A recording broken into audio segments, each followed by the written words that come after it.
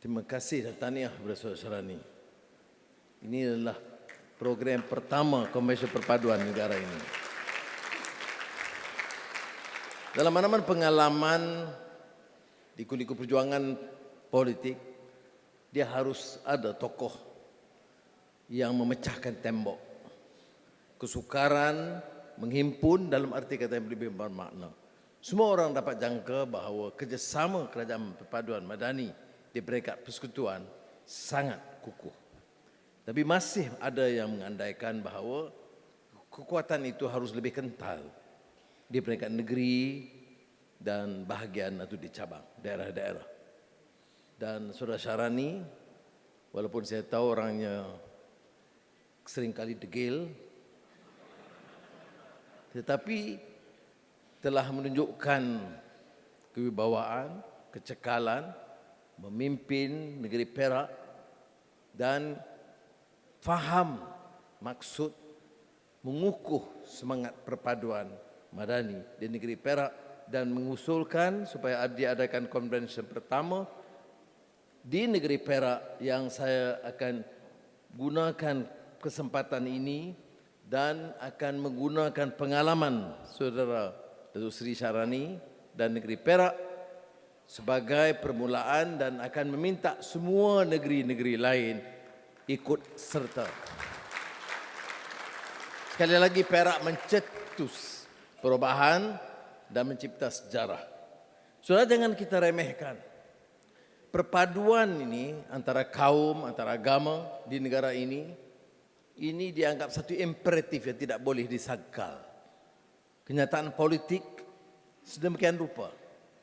Dan dalam sejarah sama di Malaysia dan mana-mana negara lain, coalition atau kerajaan campuran atau perpaduan bukan satu hal yang mudah. Dia dianggap selalunya mudah dirungkai, mungkin berpecah. Hanya dalam negara kita ini, pengalaman Barisan Nasional yang dipimpin oleh UMNO yang dapat teguh sejak perikatan dan kekuatan induk BN UMNO MCA dan MIC. Pakatan Harapan sendiri yang saya taja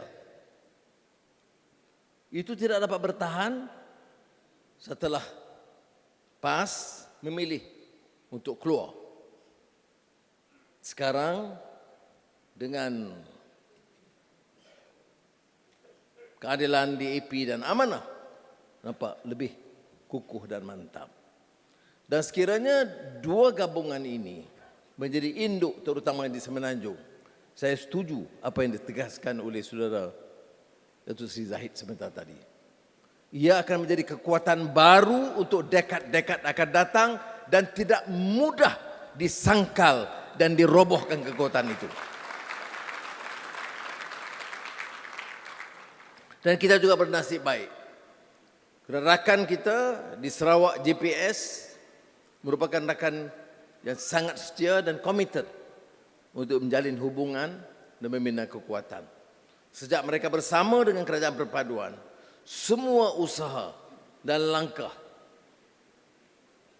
langkah-langkah yang banyak itu bukan saja ditolak oleh pimpinan PH dan UMNO, tapi juga ditolak tegas oleh pimpinan JPS di Sarawak. GRS dan rakan-rakan sekutu di Sabah ikut tren yang sama dan saya yakin dalam perbincangan saya dengan Datuk Seri Zahid dengan pimpinan dan jemaah menteri, kita tidak pernah anggap ini sebagai suatu masalah. Cuma diwar-warkan dengan persepsi untuk melemahkan. Kerana apalagi harapan dan kekuatan pembangkang selain memberikan harapan agar akan berlaku perubahan. Sebaik saja terhakis harapan ini, orang-orang yang dijanji, orang-orang dan ahli parlimen yang yakin bahawa perubahan akan berlaku, bila tidak berlaku, maka seorang demi seorang akan meninggalkan parti mereka. Dan dengan penegasan Kebah Duli Yang Maha Mulia Yang di-Pertuan Agong malam tadi, menasihat pimpinan politik untuk terima kenyataan perpaduan mesti wujud dan harus kekal, dan sebaiknya parti-parti politik menumpukan perhatian, menjamin kestabilan, memacu pertumbuhan, menyelenggara negara dan menyelamatkan rakyat, dan biar bicara dan merancang perubahan setelah genap 5 tahun. Itu kenyataan terkini dari Yang di-Pertuan Agong malam tadi. Dan saya percaya bahawa Duli Yang Maha Mulia Tuanku Sultan Johor yang akan menjadi Yang di-Pertuan Agong mulai 31 bulan ini bukan saja akan menegaskan, tetapi diyakini umum akan pertahankan semangat yang sama. Maknanya kerajaan perpaduan madani ini harus tumpu sepenuhnya ke arah membangunkan negara, memacu pertumbuhan, dan kita punya minimum 4 tahun untuk membuktikan keupayaan kita, insya-Allah. Dan sementara itu saya percaya dari tanda-tanda yang boleh diyakini. Ramai lagi ahli-ahli parlimen yang akan terakis keyakinan mereka. Dan janji palsu ini dilakukan oleh Perikatan Nasional. Kenapa isu ini dibangkitkan? Kerana tujuan dan matlamat tebuk atap, walaupun saya dah jawab, atap ini bukan atap rembia, atap konkrit. Dia coba gagal di Malaysia, dia berpindah ke Dubai dan London. Dia lupa bahawa di Dubai dan di London itu konkritnya itu jauh lebih tebal. Jadi isunya isu apa? Mereka menggunakan sentimen kaum.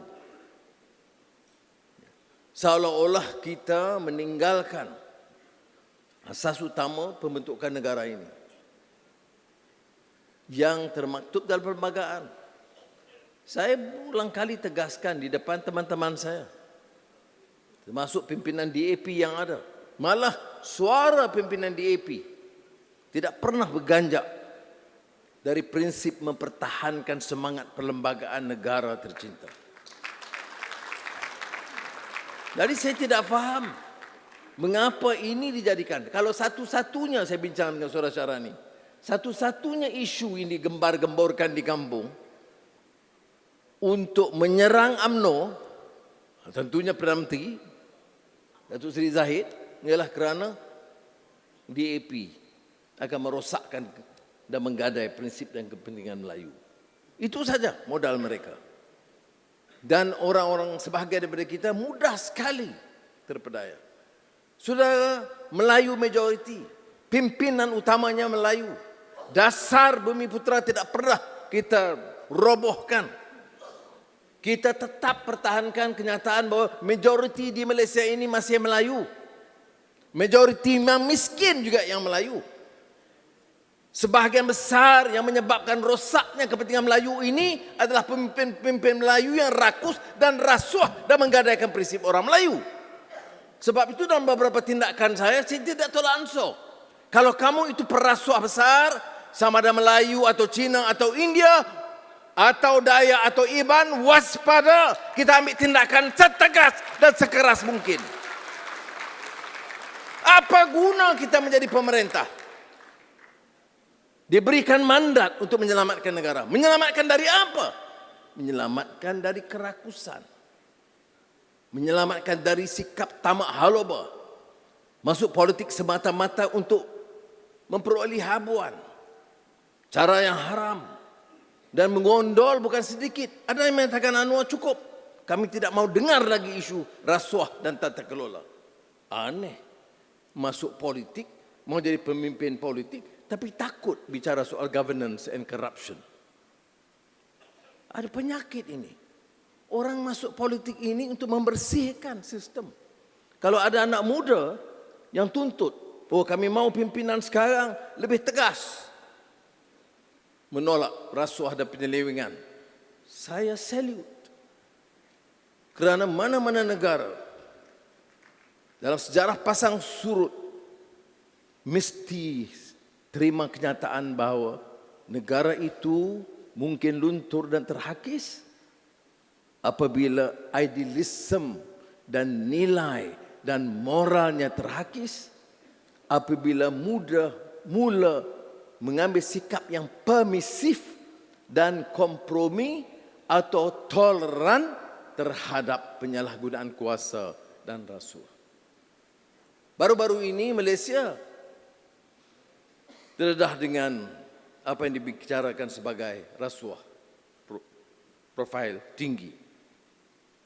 Kerana selama bertahun-tahun, dan saya tidak nafikan, sebahagian daripada teman-teman saya dalam Pakatan Harapan juga terheret dengan naratif bahawa kleptokrat itu hanya satu orang. Yang lain itu seolah-olah bersih. Termasuk yang menyakau puluhan bilion ringgit. Padahal saudara, kleptokrasi itu adalah sistem yang membolehkan pimpinan atau leadership menyakau tanpa soal. Menggondol kekayaan selama puluhan tahun dan tidak ada jentera yang boleh menghadapinya. Tidak ada yang berani menyiasat kerana tidak ada tekad politik. Sebab itu, saya tidak campur dalam urusan satu persatu. Ahli-ahli jemaah menteri, TPM, ahli-ahli menteri tahu. Kita tidak campur satu persatu. Kamu siasat si A atau siasat si B atau rampas harta si A atau si B. Arahan kita itu menyeluruh. Siapa sahaja yang dikesan memunggah kekayaan cara haram, menggondol kekayaan berbilion, dahulu apalagi sekarang, tanggungjawab badan penguatkuasaan mestilah bertindak dengan tegas dan berani, dan kita akan pertahankan mereka. Dan ini sesuatu yang berlaku. Saya tidak heran ada NGO, ada cendekiawan, ada kelompok yang anggap mereka itu memang pro hak kebebasan dan sebagainya, yang dikenali sebagai pejuang reformasi, pejuang gerakan anti rasuah, tapi sekonyong-konyong mempertahankan cara terang atau cara halus golongan perasuah besar ini. Saudara, bagaimana lagi boleh kita selamatkan negara ini? Apa artinya perpaduan dengan kekuatan yang kita bina? Apa artinya kalau tidak kita menggunakan kuasa ini, hentikan amalan lalu? Negara ini percayalah kaya. Negara ini tidak sepatutnya berdepan dengan permasalahan ekonomi serumit sekarang. Hutang 1+1 campur contingency liability, iaitu government guarantee, mencecah hampir 1.5 triliun. Ya. Orang boleh katakan, mengapa bicara soal lama? Ya sudah, itu bicara soal lama kerana yang sekarang harus bayar. Kalau sudah mau selesaikan dengan bayar segala hutang, piutang itu, tidak mempedulikan dan terus pinjam, maka tidak ada lagi keyakinan pada sistem ekonomi kita. Ini menuntut kita mengurus ekonomi secara bertanggungjawab dan responsible economic policy and management. Not necessarily popular. Tapi kita kena ambil tindakan. Kita tak boleh korbankan pendidikan, kesihatan, perasaan asas rakyat yang miskin, yang saya sebut menoktahkan kemiskinan, baiki tandas-tandas sekolah. Dan tahun ini kita tumpu baiki perubahan rakyat yang dikendalikan oleh Pak Menteri di sini, baiki rumah-rumah polis dan tentera, rumah-rumah penjawat awam yang keadaannya sangat daif, tidak sesuai diduduki oleh mana-mana orang. Ini yang harus kita kerjakan. Dan kebetulan majoritinya Melayu. Tetapi kita tidak jadikan ini sebagai agenda Melayu semata-mata. Agenda Malaysia, agenda rakyat. Seperti mana baiki tandas. 8,600 lebih sekolah-sekolah yang punya tandas yang sangat buruk dan daif untuk anak-anak dan cucu kita belajar. Di negara yang begini hebat, tetapi tandasnya itu tidak boleh digunakan oleh anak-anak kita. Sekolah mana? Majoriti sekolah kebangsaan. Sebahagian kecil sekolah Cina dan banyak juga sekolah-sekolah Tamil. Dan kita selesaikan semua. Pendekatan kita bukan pendekatan kaum, tetapi majoriti memperoleh manfaat ada orang Melayu. Bulan depan, buah pengusi Datuk Seri Zahid, pengusi induk Kongres Ekonomi Bumiputera, dia telah mengumpulkan kekuatan dari kerajaan, dari JLC, dari swasta, dan saya minta supaya diundang juga menteri-menteri bukan Melayu. Untuk apa? Untuk menganjurkan Kongres Ekonomi Bumiputera. Saya mau dengan Malaysia baru ini, Malaysia Madani, masalah Tamil, masalah India, masalah kita, masalah Cina, masalah kita, masalah Iban dan Dayak, masalah kita. Dan masalah Bumiputera itu juga masalah Bumiputera dan masalah Cina dan India di Malaysia. Mesti tangani dengan bijaksana dan mesti jadikan agenda ini agenda bersama dengan menekankan beberapa pendekatan baru. Mesti ada agenda membantu Bumiputera berkesan dan satu yang agak aspek yang ada kelainan yang unik. Kongres ini Kongres Bumiputera. Kongres ini akan menilai proyek-proyek yang dijalankan, memperkenalkan beberapa program baru dengan pendekatan baru. Tapi kongres ini juga akan mengenal pasti beberapa aspek masalah yang dihadapi oleh bukan Bumiputera, orang Cina, terutamanya orang India di Malaysia. Saudara, ini pendekatan baru dan kita dalam Barisan Nasional, UMNO terutamanya, Pakatan Harapan, termasuk Keadilan dan Amanah, mesti berani berdepan dengan masalah ini, bahawa penyelesaian ini akan jauh lebih baik daripada kongres sebelumnya. Tapi ini naratif baru yang menimbulkan pelbagai permasalahan yang dibangkitkan. Terkait dengan soal itu, kita sebut baru-baru ini isu yang juga hangat, yaitu soal sistem prasaraan. Saya kata 12 tahun pejabat awam bekerja. Tidak ada penilaian, tidak ada komitmen untuk memperbaiki kadar upah dan gaji mereka. Kita telah putuskan walaupun ada kekangan keuangan, ini staf dalam keluarga jabatan kerajaan Malaysia tak boleh kita tangguh. Dengan kos sara hidup, dengan gaji yang tak naik, yang tidak dikaji semula selama 12 tahun, kerajaan bertanggungjawab untuk menilai dan menaikkan mengikut keupayaan kita dengan hutang yang besar, tetapi harus ada komitmen untuk meningkatkan kadar upah penjawat awam di negara kita. Baik. Tetapi kita kena faham juga, ya. Tentunya tidak harus terlalu tinggi kerana akan membebankan ekonomi negara. Dan skimnya juga harus diubah sesuai. Sekarang 1 tahun bayaran pencen mencecah 30 bilion, dalam 20 tahun mencecah 120 bilion ringgit dan tidak ada kerajaan yang mampu bayar pencen. Popular, tidak popular. Harus dilakukan, ya. Kalau tidak dilakukan perubahan, akan kerajaan bertanggungjawab, kerajaan tidak bertanggungjawab. Semua apakah ini dilakukan oleh negara? Ya. Kebanyakan negara-negara membangun sudah pun menghentikan skim pencen. Apakah kita boleh berhentikan pencen yang ada sekarang? Tak mungkin, kerana ini janji dan pertukar dalam perlembagaan.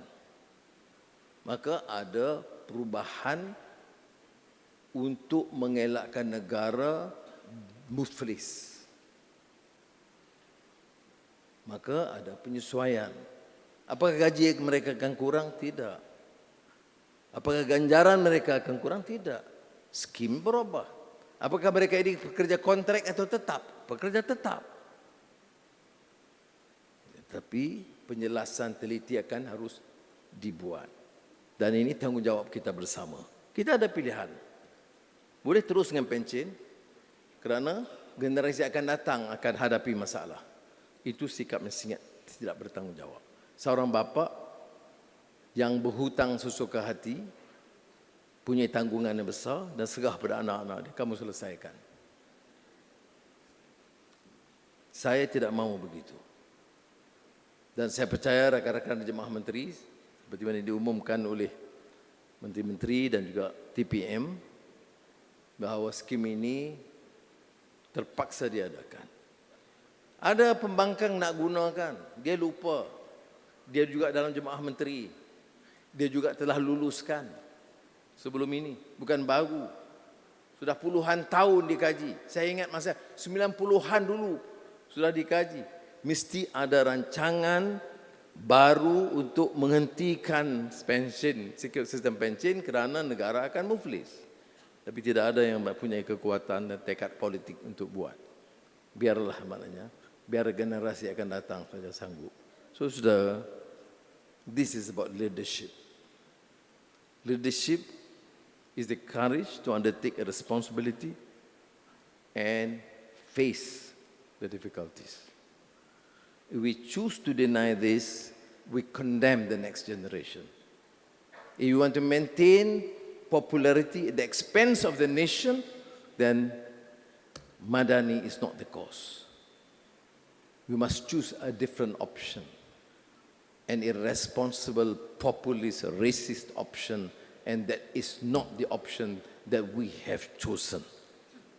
Kita dalam kerajaan perpaduan Madani memilih untuk bertanggungjawab. Dan kita ada masa untuk membetulkan. Ya. Kalau kita dengar kritikan-kritikan ini, dia tak jawab. Dia kata pencen menyeksakan orang Melayu, ini cadangan DAP. Dan ini hanya akan menyiksa orang Melayu. Ini yang dikemukakan. Tidak pernah mau dibicara secara fakta dan data. Ini masalah kita di negara ini. Guna agama, tunggang agama. Dan bila kita bicara jangan kaitkan agama, dikata mana boleh. Islam ini tidak pernah mengasingkan negara dan politik dari agama. Ya, tapi Islam tidak pernah mengizinkan fitnah dan penipuan atas nama agama. Jadi saya anggap harus ada usaha termasuk di peringkat kerajaan negeri, jawab awam, wakil-wakil rakyat dan jentera parti untuk mendepani masalah ini dengan fakta yang jelas. Saya telah minta MK2, Menteri Kewangan kedua, memulakan perbahasan ini. Dan kita kalau ada sedikit sebanyak penyesuaian yang harus dilakukan, boleh dilakukan. Ada cadangan umpamanya yang mengatakan, mengapa hanya penjawat awam dan tidak anggota politik? Mengapa orang politik walaupun skimnya berbeda dianggap berbeda? Saya tidak bersetuju dengan pandangan bahawa orang politik harus dikecualikan. Tapi seperti biasa, saya akan kemukakan pandangan ini dan tak kala kita mengkaji persaraan, saya juga akan menyatakan bahawa ia harus juga terpakai kepada orang politik. Maknanya, yang akan menjadi calon dalam pilihan raya akan datang harus terima kenyataan bahawa skim mereka tidak termasuk pencen. Kalau dengan sebab ini tidak setuju jadi calon, baik. Jadi senang kerja saudara Syarani. Kalau katanya okey kerana tidak ada pencen, kami tidak mau jadi calon. Okey. Ataupun Zamri kata oleh kerana tidak ada pencen, saya tidak mau jadi menteri. Nah, walaupun Zamri tak kata gitulah. Ya, itu pilihan kita. Ya. Tapi seperti biasa dalam sistem kita, kita akan bincang cara lebih teliti dalam jadualkuasa persaraan dan kemudian dalam kabinet. Bagaimana keadaan sekarang? Ada yang mengatakan ada mantan menteri atau Perdana Menteri yang punya pension yang 3/4 sebagai pegawai kerajaan, sebagai Dewan Dengan Negeri, sebagai ahli parlimen dan menteri. 3 atau 4. Saya kata kalau dari segi moral, pilih satu. Dan ini termasuk Azizah. Azizah Azizah itu pension sebagai doktor kerajaan, sebagai ahli Dewan Undangan Negeri di Selangor, dan sebagai ahli parlimen. Dan tentunya beliau sebagai seorang yang bertanggungjawab, maklum kepada saya pagi tadi, dia akan pilih hanya satu pension sebagai penjara.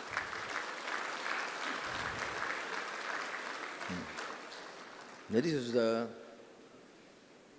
bagaimana apa yang kata ini satu perkara yang main-main kerana ahli-ahli wakil rakyat telah dipilih. Sudah dipilih untuk tempoh waktu yang tetap. Ya. Dan bila dikaji semula, ini pendirian kita. Sebegitu juga pegawai-pegawai kerajaan. Pegawai-pegawai kerajaan yang sudah dipilih mengikut skim yang tetap tak boleh dirongkai. Itu peruntukan perlembagaan.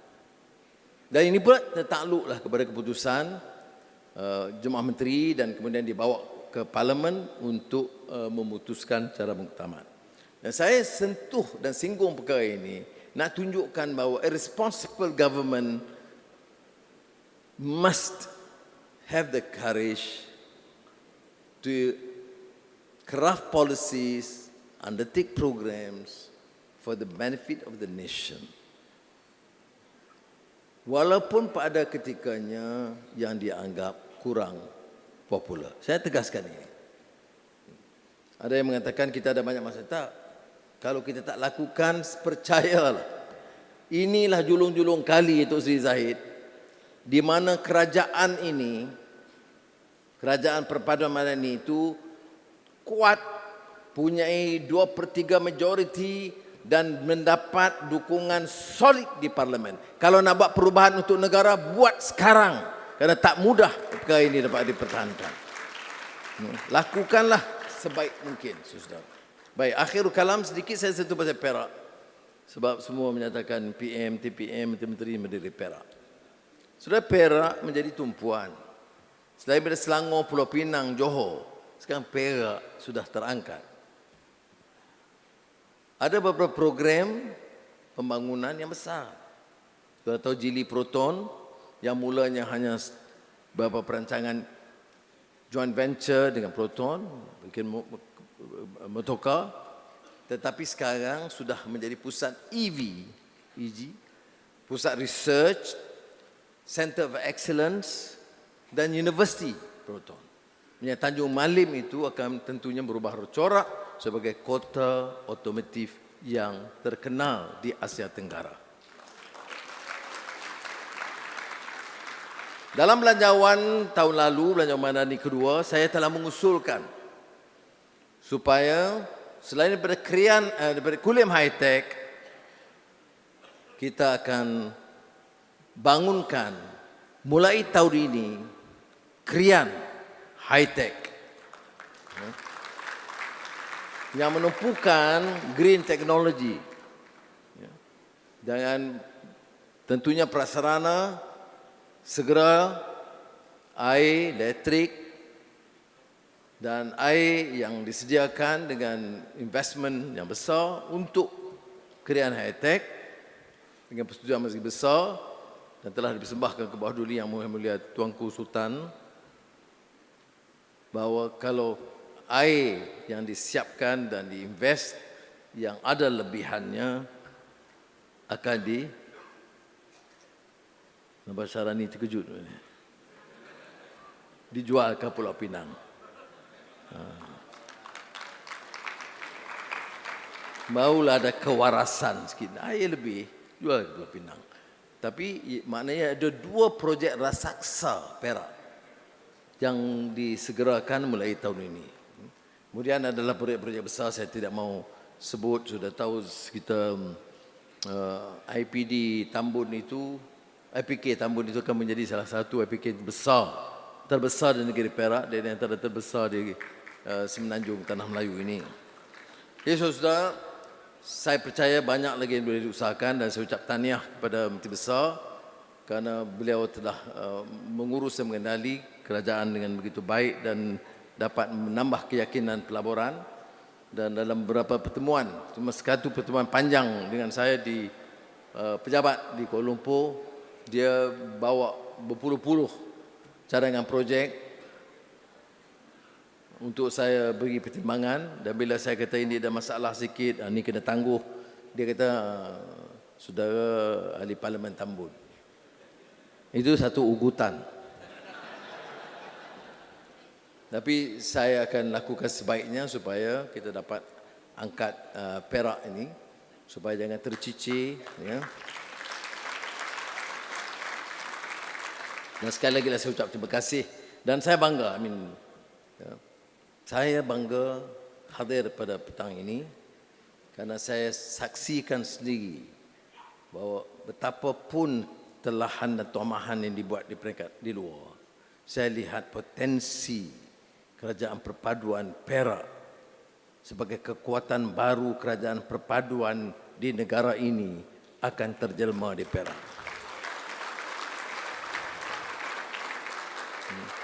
Dan saya kenal ramai dari pemimpin-pemimpin parti di Perak dan saya rasa sikap ini kalau diteruskan, kita ada bright future. Jangan lupa sama sekali, ini bukan soal agenda negeri semata-mata. Ini bukan saja agenda parti semata-mata. Peta politik negara harus berubah. Peta politik negara mulai dari isu tata kelola kepada dasar ekonomi, kepada dasar agenda boleh membela nasib rakyat, bermula sekarang. Dan ia memerlukan kecekalan pimpinan di semua peringkat. Terimalah kenyataan bahawa politik perkauman sempit dan agama yang fanatik dan jumud tidak akan dapat menyelamatkan negara ini. Hanya politik bertanggungjawab yang kuat faham agamanya, yang kasih kepada budaya dan bangsanya, tingkatkan martabat bahasanya, muliakan budaya, tetapi tetap menyantuni dan menghormati hak semua. Ini pendekatan kita dan dengan pendekatan inilah boleh kita selamatkan negara kita. Terima kasih. Wassalamualaikum warahmatullahi wabarakatuh.